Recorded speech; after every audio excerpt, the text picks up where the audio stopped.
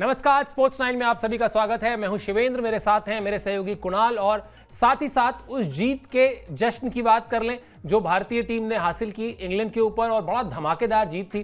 T20 format में जब 4-1 से भारत ने हराया, उसके बाद वनडे सीरीज शुरू हुई तो कल लगा कि इंग्लैंड शायद वो टक्कर देती दिखाई दे, कुछ इस तरह का उसने अप्रोच भी दिखाया शुरुआत में, लेकिन फिर वही कहानी रही कि भारत का दबदबा जो है लिमिटेड ओवर्स में वो एक बार फिर दिखाई दिया। इसीलिए वो जो दम था वो दम दिखाया भारतीय टीम ने नागपुर में। उस जीत पर बात करेंगे, उस जीत के स्टार्स पर बात करेंगे, साथ ही साथ रोहित शर्मा से रन अब भी नहीं बन रहे हैं, उन पर भी बातचीत करेंगे। सबसे पहले आपको खबर बता देते हैं, भारतीय टीम ने किस तरह से नागपुर में धमाकेदार जीत दर्ज की है। धमाकेदार शब्द जानबूझकर हमने इस्तेमाल किया है। अगर वनडे फॉर्मेट में कोई 49 38.4 ओवर में मैच जीत रही है और 4 विकेट के अंतर से जीत रही है तो उसको धमाकेदार जीत ही कहा जाएगा। इंग्लैंड ने 249 रन का लक्ष्य दिया था भारतीय टीम को और जाहिर सी बात है रन्स कम थे भारतीय टीम का। जिस तरह से बैटिंग लाइनअप है उसको अगर ध्यान में रखा जाए तो ये रन्स कम थे और वही हुआ भी। जल्दी जीत हासिल की भारतीय टीम ने, अच्छे खासे मार्जिन से हासिल की। हालांकि अभी जब हम शो में आगे जाएंगे तो बताएंगे आपको कि शायद इससे भी बड़ी जीत हो सकती थी। वो जो नहीं हो पाई उसको लेकर कप्तान साहब की जो चिंताएं हैं उस पर भी चर्चा करेंगे। लेकिन कुणाल, 3 मैच की सीरीज, 1-0 की बढ़त, अब आप चैंपियंस ट्रॉफी से पहले एक T20 सीरीज के बाद वनडे सीरीज में भी जीत के साथ जाना चाहेंगे, इस पर बात करेंगे। लेकिन इससे पहले हम लोग चर्चा कर रहे थे कि इंग्लैंड ने पहले बल्लेबाजी की ये सोचकर कि साहब T20 में तो रन्स नहीं बन रहे हैं, चलिए बगैर किसी प्रेशर के पहले बल्लेबाजी करते हैं, स्कोरबोर्ड पर रन जोड़ते हैं। शुरुआत भी मिल गई अच्छी खासी, 8वें-9वें ओवर तक पहुंचते पहुंचते आपके स्कोरबोर्ड पर 70 से ज्यादा रन जुड़ चुके थे। लेकिन फिर कमी वही दिखाई दी जो T20 में हो रहा था। आपके पार्टनरशिप लगने के नाम पर कॉलम के आगे बड़ा सा शून्य लिखा हुआ है। बिल्कुल जी, कुछ बेसिक्स जो हैं वो अच्छे नहीं हो रहे इंग्लैंड के साथ। जब तक बाजी चल रही थी, अच्छी चल रही थी वाइट बॉल क्रिकेट के अंदर, अब दिक्कतें आ रही हैं उनको। छोटे फॉर्मेट में वाइट बॉल क्रिकेट में T20 में भी आ रही है, ODI में तो आ ही रही है दिक्कत। और इंग्लैंड ने ये सही अपनी तरफ से सोच के फैसला लिया था कि भी अब अंडर प्रेशर जो है ना वो बैटिंग नहीं करना चाहते, इसलिए शुरुआत में बल्लेबाजी कर लेते हैं। मगर वो शायद ना अपना ही आंकड़ा भूल गए। मतलब पिछले 8 मैचेस जहां पर उन्होंने पहले बल्लेबाजी की है उसमें से 7 वो हारे हैं। तो यहाँ पे मतलब ये है कि इनिंग्स को पेस कैसे करना है। जो वो गोल्डन जनरेशन थी उसमें से कुछ 1-2 खिलाड़ी जो है उस तरीके के रह गए हैं, बाकी जो वो खिलाड़ी गए हैं अब ये समझ नहीं आ रहा कि भाई उनको उनकी रिप्लेसमेंट्स अच्छी नहीं हुई है, क्योंकि आप इनिंग्स को पेस नहीं कर पा रहे। किसका क्या रोल है, किसको किस तरीके से एंकर का रोल कब अदा करना है, आओ मारो वाला जो कॉन्सेप्ट है ना वो हर जगह नहीं चलता, हर बार नहीं चलता, और वो लगातार फ्लॉप हो रहा है इंग्लैंड के लिए। टीम इंडिया की कोई गलती नहीं है, टीम इंडिया ने अपना काम प्रोफेशनली किया, एक रनआउट का चांस बनाया, उसके बाद चीजें अपनी फेवर में जो है इंडिया के फेवर में चली गई। स्पिनर्स ने अच्छा काम किया, तेज गेंदबाजों ने दम दिखाया, हर्षित राणा से लेकर रविंद्र जडेजा सबने बढ़िया काम किया, प्रोफेशनल गेंदबाजी की है। और गेंदबाज कभी भी आपको जो है ना वो 99% 98% जो है आपको डिसअपॉइंट नहीं करते हैं, और उन्होंने नागपुर में भी वैसा नहीं किया। एक प्रोफेशनल परफॉर्मेंस जहां पर 280-90 का स्कोर एक एवरेज स्कोर है, वहां पर अगर आप 248 पे रोक देते हो तो आपने जो है अपने टीम को एडवांटेज की सिचुएशन में लाकर खड़ा कर ही दिया है। बस अब एक पार्टनरशिप और चीजें ठीक हो जाएंगी, और वही टीम इंडिया के साथ हुआ जो इंग्लैंड नहीं कर पाया। वो साझेदारियां नहीं निभा पाया, वो पेशेंस नहीं दिखा पाया। जॉस बटलर कोशिश करते हैं मगर एक अकेले बंदे से चीजें होती नहीं है। बिल्कुल, अकेले बंदे से अगर होती तो फिर सिंगल्स के मैच होते क्रिकेट में। मतलब अगर टीम गेम है तो फिर उसमें टीम को तो एक दूसरे का हाथ थामना ही पड़ेगा, एक दूसरे की कमियों पर आपको खड़े होना पड़ता है कि ठीक है आज मेरे साथी खिलाड़ी का दिन अच्छा नहीं था, वो नहीं कर पाया तो मैं उसकी जगह जिम्मेदारी को निभाऊंगा। लेकिन अगर हर कोई अपनी जिम्मेदारी से भागता नजर आएगा तो फिर वही हश्र होगा जो इस वक्त इंग्लैंड की टीम का हुआ है। वरना इतनी अच्छी शुरुआत के बाद अमूमन कम होता है कि टीम 250 रन भी ना बना पाए। क्या कहा रोहित शर्मा ने, जिसका जिक्र मैं थोड़ी देर पहले कर रहा था, वो आपको बताते हैं। इस जीत से बहुत खुश हूं, हम काफी समय के बाद इस फॉर्मेट में एक साथ उतरे थे। हम चाहते थे कि जल्दी से आपस में घुल मिल जाएं और समझ सकें कि हमें क्या करना है। उनके ओपनर्स ने अच्छी शुरुआत दिलाई थी, लेकिन उसके बाद हमने शानदार तरीके से मैच में वापसी की। ये थोड़ा बड़ा फॉर्मेट है जहां आपको कमबैक करने का मौका मिलता है। अगर मैच हाथ से फिसला भी तो ऐसा नहीं होता कि आप उस पर वापस नियंत्रण नहीं कर सकते। गेंदबाजों को इसका श्रेय जाता है। चैंपियंस ट्रॉफी के लिए मैं यही चाहता हूं कि हम ज्यादा से ज्यादा सही फैसले करें। इस मैच में सब कुछ ठीक रहा, हां हमें अंत में इतने विकेट गंवाने नहीं चाहिए थे। तो कई बार देखिए, अभी जब हम आलोचना वाला मोड ऑन करेंगे रोहित शर्मा पर तो करेंगे आलोचना, नहीं बने उनसे रन, नहीं बन रहे हैं एज अ बैट्समैन रन, लेकिन कप्तान के तौर पर कम से कम वो जब इस फॉर्मेट में लौटे हैं और पहले मैच से पहले उन्होंने कहा था, जो हम लोगों ने चर्चा भी की थी कि भाई वर्ल्ड कप के बाद करीब 1.5 साल बाद हम इकट्ठा हो रहे हैं, पहले ही मैच से मत एक्सपेक्ट कर लीजिएगा कि हम बिल्कुल एकदम उसी अंदाज में खेलेंगे जैसा वर्ल्ड कप में खेल रहे थे। लेकिन अगर आप देखिए हाइंडसाइट में, खेली उसी अंदाज में टीम जिस अंदाज में वर्ल्ड कप में खेल रही थी, एक बड़े मार्जिन से जीता मैच, मुश्किल परिस्थितियों से वापस आके जीता मैच, यानी एक परफेक्ट जो आप चाहते हैं ना मैच में, जितनी एक सुपर हिट फिल्म में जैसे आप चाहते हैं कि अच्छा म्यूजिक भी हो, एक्टिंग भी अच्छी हो, कहानी भी अच्छी हो, लोकेशन भी अच्छी हो शूट की, उस तरह की चीज थी। आपके गेंदबाजों ने आपको कमबैक कराया, फील्डिंग अच्छी हुई, शुरुआत खराब होने के बाद बल्लेबाजी अच्छी हुई, यानी वो सब कुछ जैसा मैंने कहा जो एक सुपरहिट फिल्म में चाहिए होता है।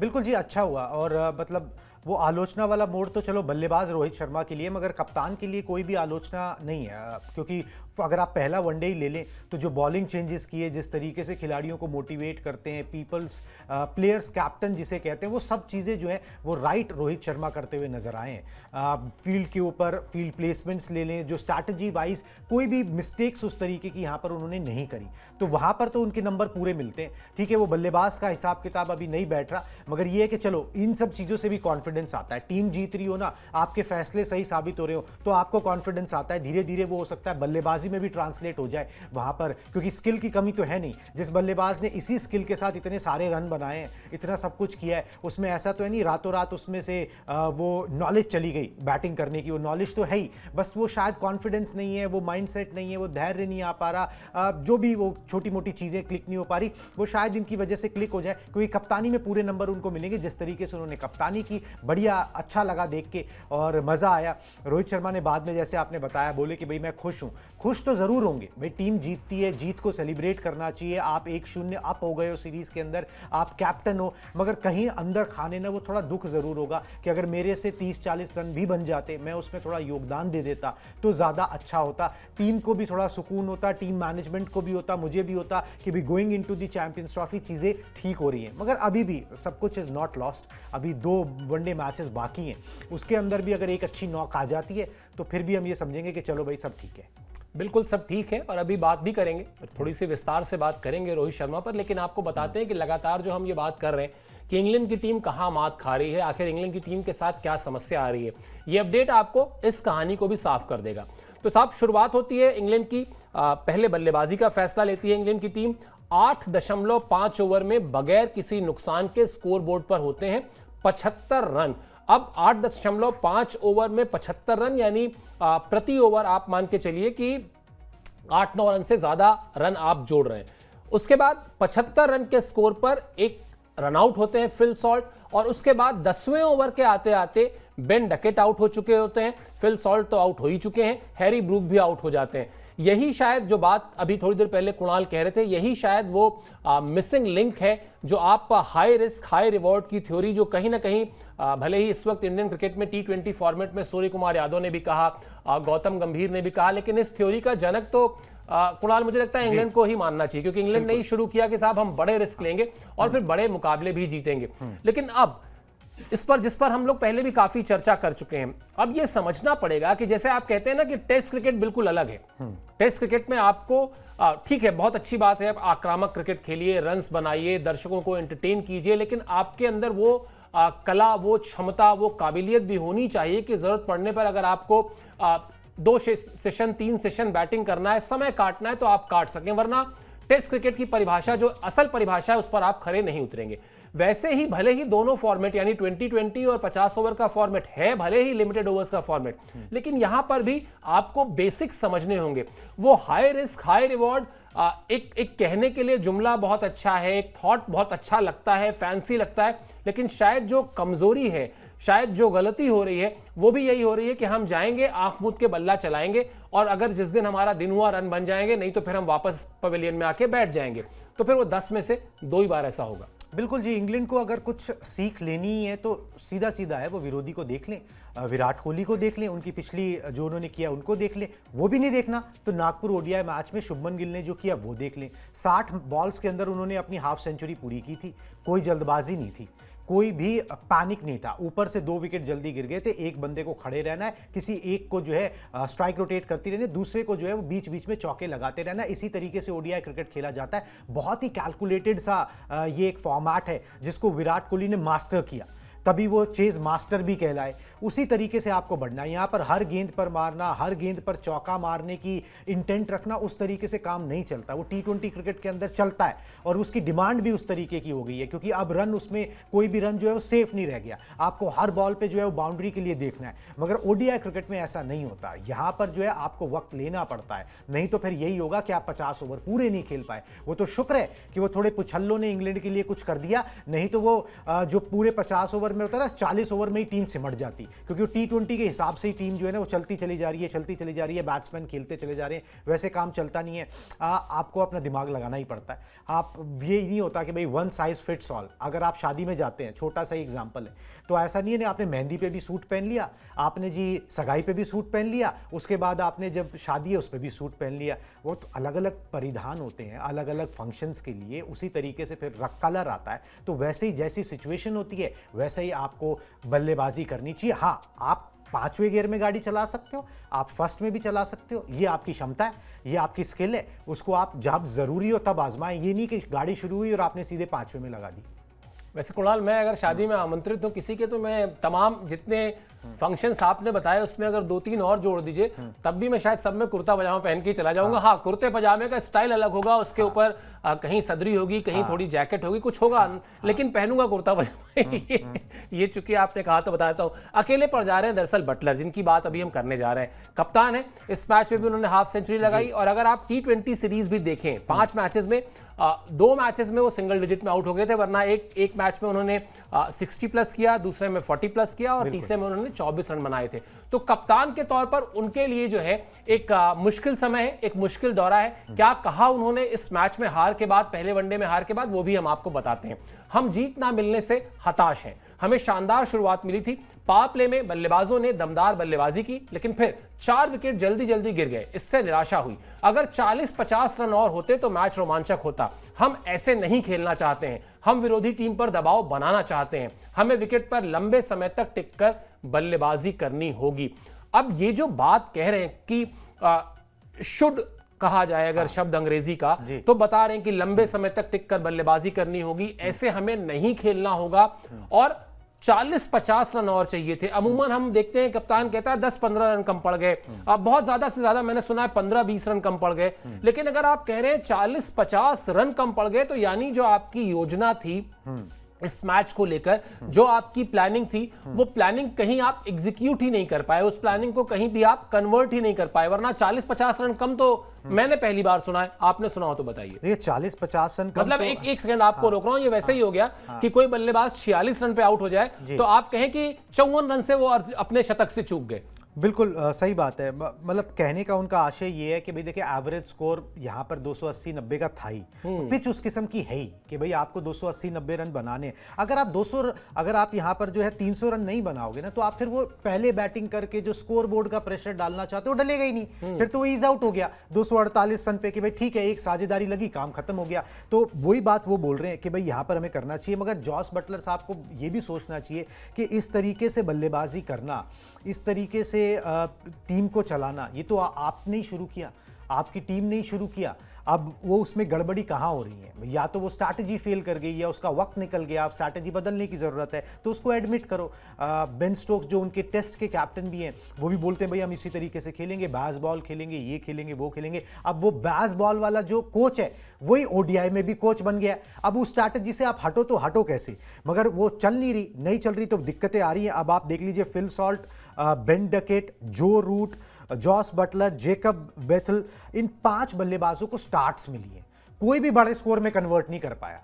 अगर आपको स्टार्ट्स मिली, दो बंदे, उसमें से 2 बंदे ने हाफ सेंचुरी भी लगा दी, मगर उसके बाद वो उसको कंटिन्यू करके एक 80, 90, 100, 110 रन की पारी नहीं खेल पाए, तो फिर आप फेल शॉट ही करोगे ना, फिर तो आपके रन कम ही नजर आएंगे। और जिस तरीके से अब क्रिकेट खेली जाती है, जिस तरीके से मैदान है, जिस तरीके से पिचेस बनाई जाती है, कोई भी स्कोर जो है ना वो सेफ नहीं होता। ऐसा नहीं कहा जा सकता कि आपने 300 रन बना लिए तो आपकी जीत निश्चित होगी। वो दौर चला गया जब होता था कि भाई 270-80 रन बन गए, अब ऑलमोस्ट टीम जीत गई है, अब यहाँ से जो कोई चमत्कार ही दूसरी टीम को जिता सकता है, वो बहुत पहले का दौर था।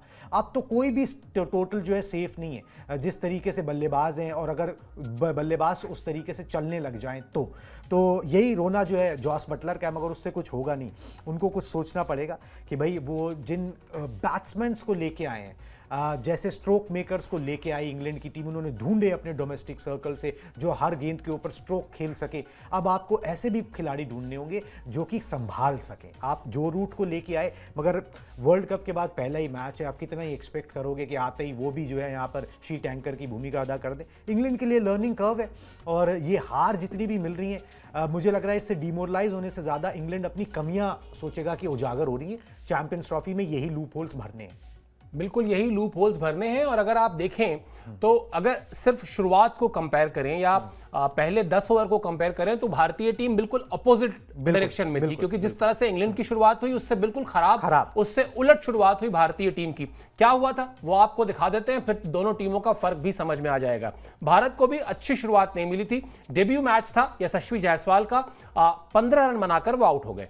इसके बाद क्या हुआ, इसके बाद साहब रोहित शर्मा का बल्ला भी नहीं चला, एक बार फिर वो सिंगल डिजिट में आउट हो गए। और इसके बाद रोहित शर्मा के आउट होने के बाद शुभमन गिल, श्रेयस अय्यर और अक्षर पटेल, इन 3 खिलाड़ियों ने अर्धशतक लगाया। यानी वनडे क्रिकेट की जो मूल जरूरत होती है, बेसिक रिक्वायरमेंट होती है कि मिडिल ओवर्स में आपके बल्लेबाज जो है वो आपको साझेदारियां करके दें, वो वहां पर विकेट पर थोड़ा वक्त बिताएं। और जो बात थोड़ी देर पहले कुणाल कह रहे थे कि भाई आप बीच बीच में एक छोर से एक बल्लेबाज एक छोर को संभाले रखे और दूसरा बल्लेबाज बीच बीच में एक आध बाउंड्री लगाता रहे, तो भी प्रेशर क्रिएट नहीं होने देती टीम अगर चाहे तो। और फिर जब लक्ष्य जो है वो 250 रन का भी ना हो, तब तो अननेसेसरली रिस्क लेने की जरूरत भी नहीं है। एक बार आप लक्ष्य के करीब पहुंच गए, भाई मैं कह रहा हूं अगर आप 250 रन चेस कर रहे हैं, एक बार आपने 200-210 रन बना लिए, उसके बाद आपको पता है कि आप जीत ही जाओगे, फिर आप कर लो यार, आप 3 ओवर में बना लो बाकी के 40 रन, 4 ओवर में बना लो बाकी के 40 रन, और अपने जितनी भी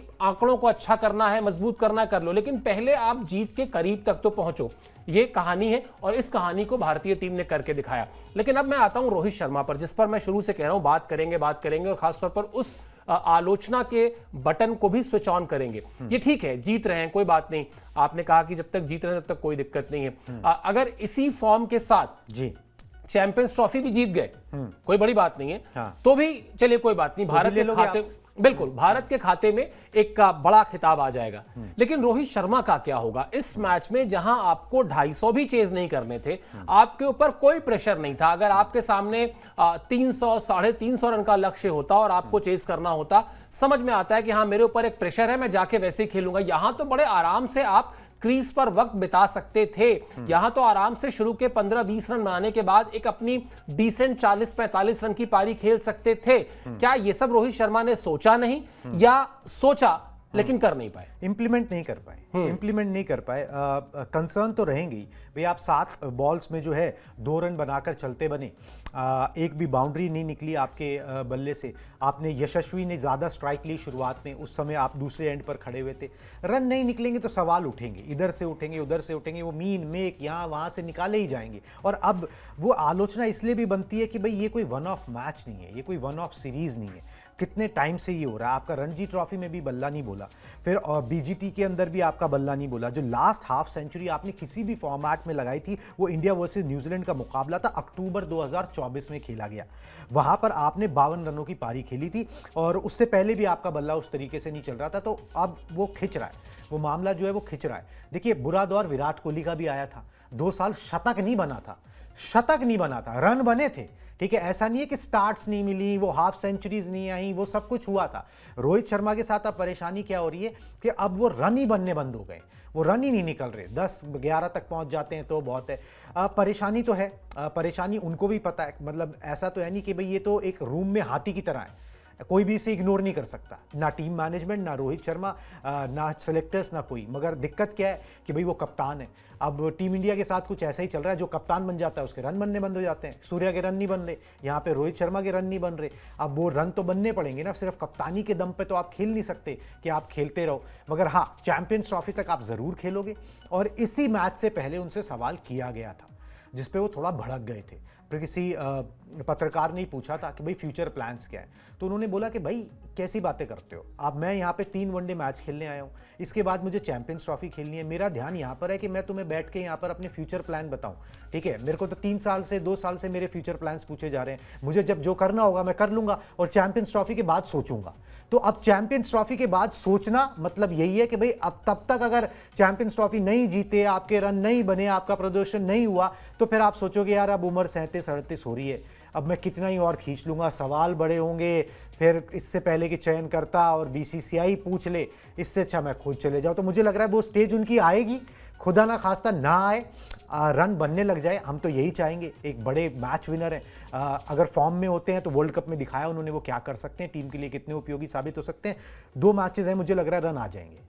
मतलब भविष्य की बात अगर करनी है तो म्यूचुअल फंड्स के लिए करें, विज्ञापनों में करें, हाँ। प्रेस कॉन्फ्रेंस में ना पूछें। मतलब ये सारे खिलाड़ी जो अभी फ्यूचर मेरा है तो मैं डिसाइड करूंगा। हाँ, मतलब म्यूचुअल फंड के विज्ञापन करने के लिए पैसे मिल रहे हो तो आपसे बात कर सकते हैं अपने भविष्य की, वरना वैसे बात नहीं करेंगे। वैसे अगर आपने सवाल पूछा तो फिर वो आपको एक बड़ा ही तंज वाला, एक बड़ा ही टॉन्ट वाला जवाब मिलेगा, जो मिला भी, जिसका आपने जिक्र किया। चलिए, 3 अर्धशतक लगे भारत की तरफ से, जो जीत के असल में जीत की वजह भी वही थी। 3 बल्लेबाज, शुभमन गिल 96 गेंद पर 87 रन की पारी, श्रेयस अय्यर 36 गेंद पर 59 रन की पारी, अक्षर पटेल 47 गेंद पर 52 रन की पारी, जडेजा ने 26 रन देकर 3 विकेट लिए, वो भी बड़े क्रूशियल रहे। हर्षित राणा महंगे जरूर साबित हुए, 53 रन दिए उन्होंने, लेकिन 3 विकेट लिए। वनडे में मेरे ख्याल से कोई भी कप्तान जो है वो, अगर कोई गेंदबाज आपको 53, 54, 55, मैं कहता हूं 60, 65 रन देकर भी 10 ओवर में अगर 3-4 विकेट निकाल कर दे रहा है, तो कप्तान के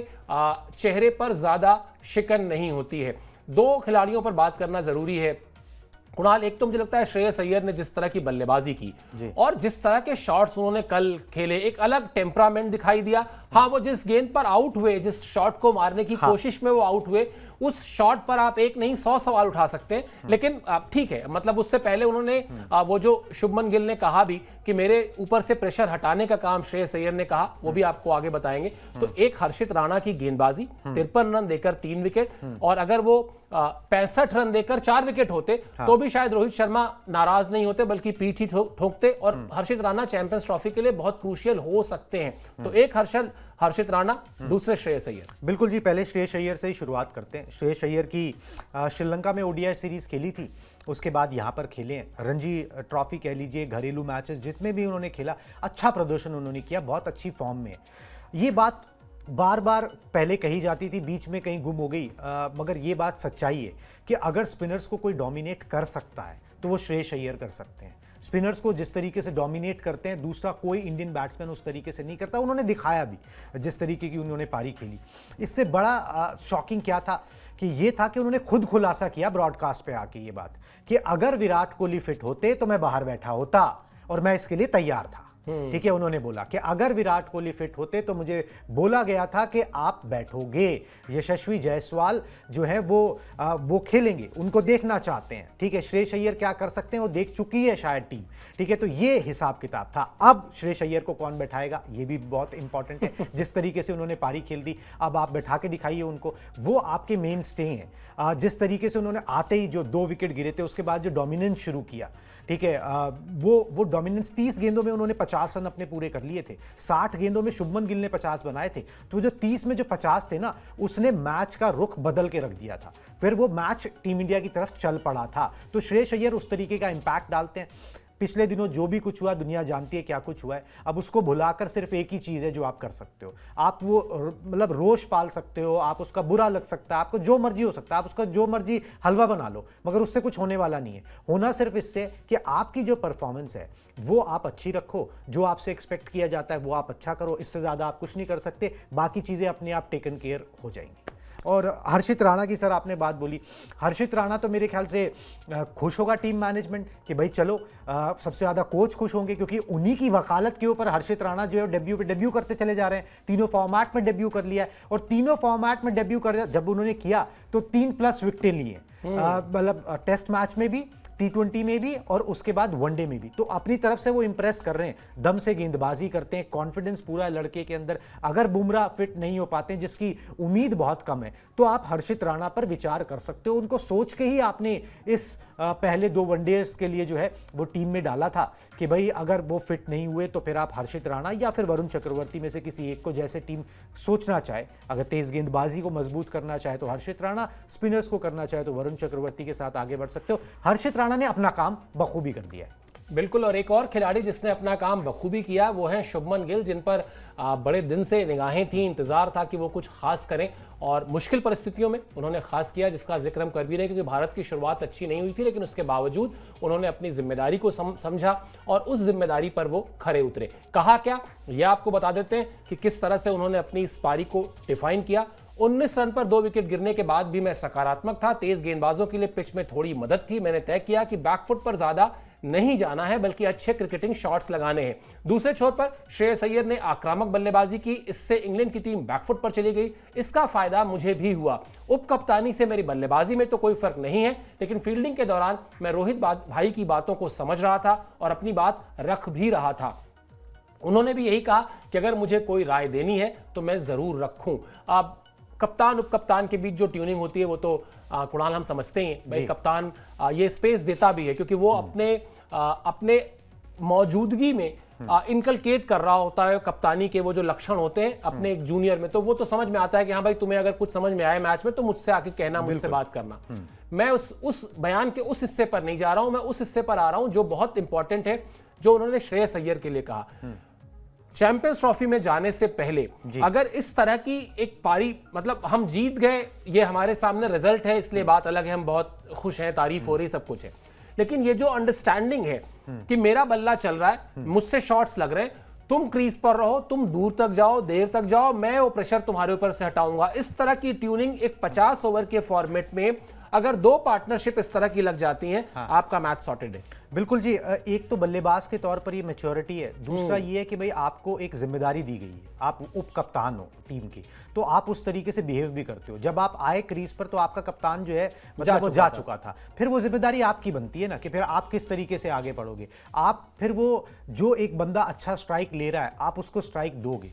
अगर शुभमन गिल चाहते, अगर शुभमन गिल ये कोशिश करते कि भाई मेरा शतक हो जाए, हो सकता था, जिस तरीके से वो इनिंग्स को थोड़ा सा और जल्दी से पेश करते, मगर उसमें रिस्क क्या होता कि वो आउट हो सकते थे। जो आखिरी में विकेटें जो थोड़ी सी जल्दी जो गिरी, अगर वो थोड़ी और पहले गिरती तो इंग्लैंड को एक इन रोड चांस मिल जाता। उन्होंने वो अपने शतक की तरफ नहीं देखा कि यार मैं अपनी शतक को ना वो करूं, जल्दी पूरा करूं ताकि मेरा शतक हो जाए। उन्होंने कहा भाई पहले टीम जो है ना वो सेफ सिचुएशन में आ जाए, ताकि ये हो कि भाई ये बंदा चाहे शतक नहीं बना, मगर ये जो है ऐसी पोजीशन में टीम को पहुंचा गया या टीम को जिताकर वापस आया। ये मैच्योरिटी है, ये आप लीडरशिप रोल के अंदर आ रहे हो, आप वही कर रहे हो जो आपने सीखा है। अपने आदमी वही करता है जो ऊपर वाले से सीखा होता है या अपने बड़ों से सीखा होता है, वही वो कर रहे हैं। रोहित शर्मा ने ऐसी ही सेल्फलेस क्रिकेट खेली है और अपने लिए नाम बनाया है। वो विराट कोहली वाले बड़े बड़े रिकॉर्ड्स जो हैं वो रोहित शर्मा के नाम उतने नहीं है। उन्होंने सेल्फलेस क्रिकेट खेली। अब वो चाहे उनके पास वो ऑप्शन था या नहीं था, वो अलग कहानी है कि भाई वो विराट कोहली को मैच नहीं कर सकते थे, मगर ये कि उन्होंने सेल्फलेस क्रिकेट खेली। शुभमन गिल वही कर रहे हैं। जिम्बाब्वे गए थे, वहां पर कप्तान बनाकर भेजा गया था, वहां पर भी उन्होंने इस तरीके की मैच्योरिटी दिखाई। आईपीएल में एक टीम की कप्तानी करते हैं, तो जब तक आपकी उम्र चाहे 24 हो या 34 हो, अगर आप वो बड़ा दिल नहीं दिखाओगे ना तो लोग आपको स्वीकार नहीं करेंगे। ठीक है, शुभमन गिल वो बड़ा दिल दिखाने की और वो जिम्मेदारी उठाने की कोशिश कर रहे हैं। बिल्कुल, और इस कोशिश में अगर उनको कामयाबी मिलेगी तो ये उनकी व्यक्तिगत उपलब्धि तो रहेगी ही रहेगी, लेकिन साथ ही साथ टीम को बहुत फायदा होगा। बड़ा इन्वेस्टमेंट किया है बोर्ड ने, सेलेक्टर्स ने शुभमन गिल में, टीम ने बहुत इन्वेस्टमेंट किया है, बड़ा भरोसा दिखाया गया है उनके ऊपर। और अब वो समय आ गया है जो अभी जिस तरह से कुणाल ने डिफाइन किया कि चाहते तो अपने शतक को जाते, लेकिन अपने शतक को नहीं गए, बल्कि गए इस बात पर कि पहले टीम की जीत को सुनिश्चित कर दिया जाए, शतक आगे भी बनते रहेंगे। यही अप्रोच चाहिए भी। ये शायद बड़ी अच्छी बात है कि अगर इस पहलू पर बात करें तो उनके कप्तान रोहित शर्मा हैं, जिन्होंने पिछले कुछ समय से, मतलब अभी तो चलिए उनके रन्स नहीं बन रहे तो कहानी अलग है, लेकिन अगर इसको आलोचना के चश्मे से देखने की बजाय अगर वैसे देखिए तो ये तो निस्वार्थ भाव से बल्लेबाजी क्या होती है, ये तो पिछले 1.5-2 साल में रोहित शर्मा ने बहुत अच्छी तरह करके दिखाया है। अपने 35-40 को अर्धशतक में कन्वर्ट करने कभी नहीं गए, अपने 70-80 को शतक में कन्वर्ट करने कभी नहीं गए इस चीज के लिए कि टीम की जीत कैसे होगी, अच्छी शुरुआत मिल जाए, बिल्कुल अच्छी शुरुआत मिले जिस पर आगे जाकर टीम को जीत मिल सके। तो इस लिहाज से अगर देखा जाए तो ये पहलू शुभमन गिल को सिखाने के लिए रोहित शर्मा से अच्छा खिलाड़ी कोई नहीं हो सकता। चलिए, रहेगी हमारी इस सीरीज के बाकी मुकाबलों पर नजर। इसके अलावा खेल की दुनिया की 360 डिग्री कवरेज हम आपको मुहैया कराते हैं स्पोर्ट्स 9 पर, वो हम आपको मुहैया कराते रहेंगे। आपको सिर्फ स्पोर्ट्स 9 को सब्सक्राइब करना है अगर अभी तक आपने नहीं किया है। अगर आपने कर लिया है तो अपने अड़ोसियों पड़ोसियों और जो स्पोर्ट्स फैंस हैं उनको बताइए, क्योंकि अभी चैंपियंस ट्रॉफी आनी है, हम बड़ी खास तैयारी कर रहे हैं उसके लिए। मिनी वर्ल्ड कप कहलाता है वो टूर्नामेंट। और फिलहाल के लिए इस शो में आप हमसे जुड़े, इसके लिए मेरी और कुणाल की तरफ से बहुत बहुत शुक्रिया, बहुत बहुत आभार।